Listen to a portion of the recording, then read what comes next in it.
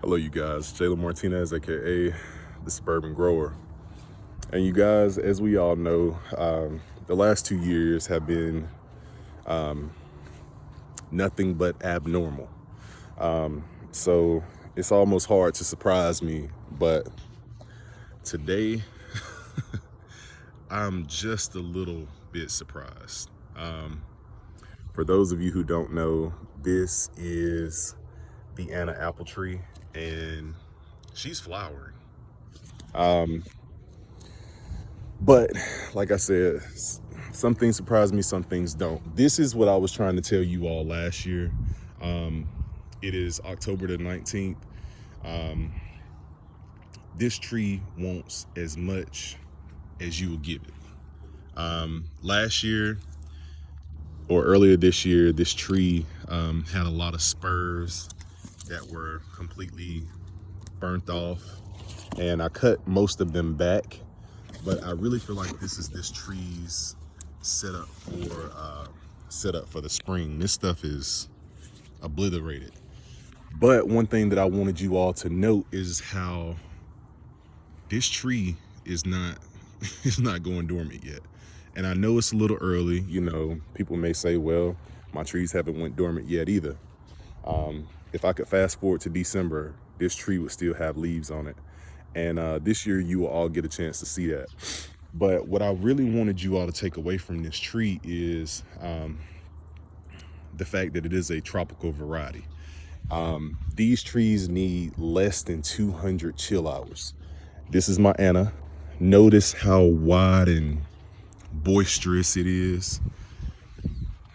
Now, check this out. This is my Dorset Golden.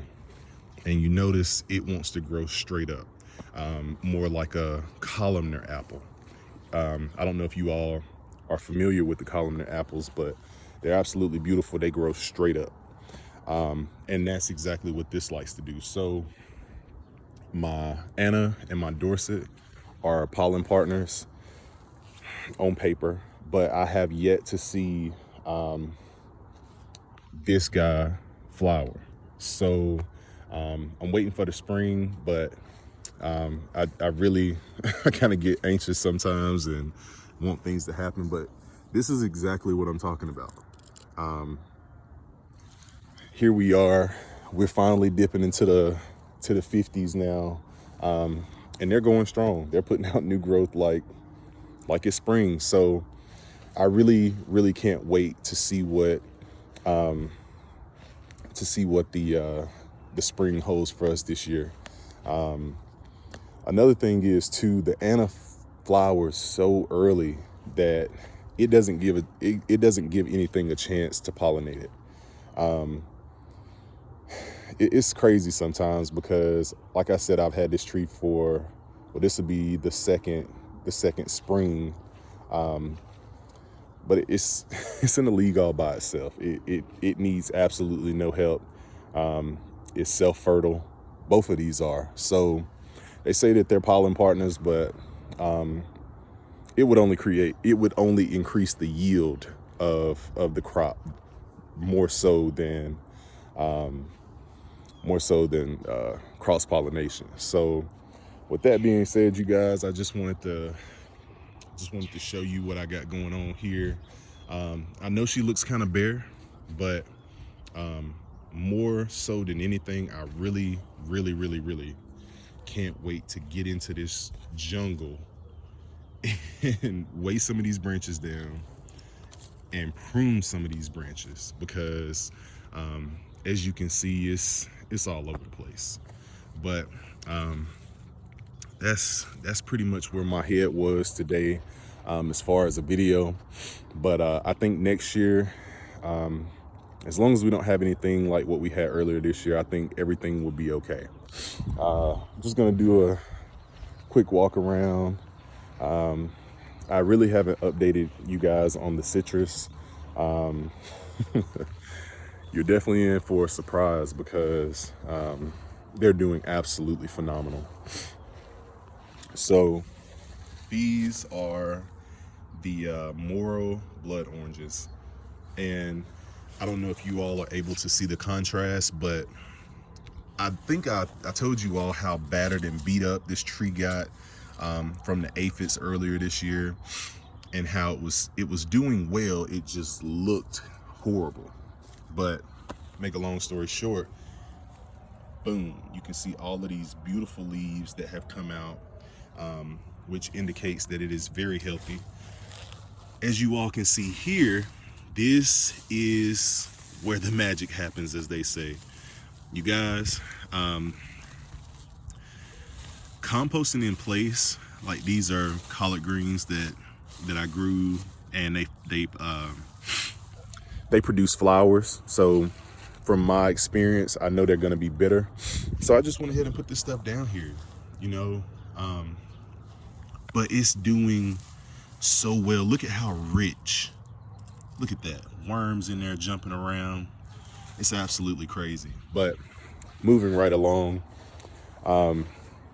here is the Owari Satsuma. She flowered not too long ago. I don't think those are gonna hold. I know this yellow one isn't. I'm gonna take that off. But same thing. I've been hitting it with the fertilizer here and there. Look at this stuff that is broken down. That is a sweet potato, my friends. I know it looks horrible, but nobody really knows what goes in my compost pile, because it may seem disgusting, but nobody really can see what's going on from the road. And that's how I want to keep it. But check out the new growth. And I really hope that this guy puts on a lot more right here, going into the winter, excuse me. I really probably should have went ahead and took this off, but you guys have to forgive me. I cannot wait to taste this fruit, because I've heard absolutely nothing but great things about it. Last but not least, and I'm about to go in here and kick back and relax, but check this out. You guys, this is probably by far one of the biggest success stories thus far. My Meyer lemon was absolutely devastated, and I know you guys probably don't believe it.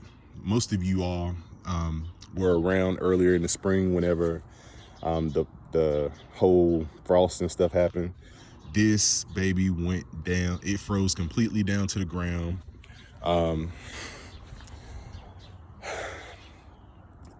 So it froze probably within a centimeter of the graph line. The sign died all the way back to probably it. I could have probably stuck a pencil tip in between the scion and the rootstock, that it actually survived. So I had Meyer lemon on one side, and I found out that the rootstock that this is growing on is sour orange, because it had sour orange coming off the other side. And of course, I went ahead and looked up the leaves and kind of the characteristics of the leaves, and I went ahead and decided to cut that sour orange off, because as we all know, if given the opportunity, the rootstock will take over the entire plant. So here we are. I definitely need to address these. I'm gonna give these a chance to kind of turn darker green, but I don't see why she's showing me signs that she's nutrient deficient. Wait on it, because I feed her well. You guys, I'm telling you, I know it probably does not look appetizing at all, but like I said, I don't hold anything from you all. It's away from the road, nobody can see it, but this is what it's about, man. I take this stuff, I put it down. I'll come back later on this evening and probably add some more to it.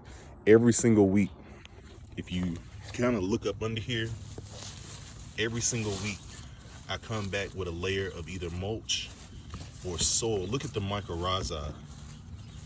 And if you guys don't understand what that is a fungi that feeds the actual tree. Very beneficial. there could be something over here, like something could die over here, and mycorrhizae fungi would tie a chain all the way to these plants and feed them. I know it sounds crazy, but it's true. So that's how plants and trees uptake a lot of their nutrients is by fungi. But you guys, I'm about to go ahead and head in the house. You all have a blessed day. Thank you so much for viewing. I didn't intend for it to be this long, but I really just wanted to show you all what's going on more or less in a quick take. So you guys have a blessed one, and thank you all so much.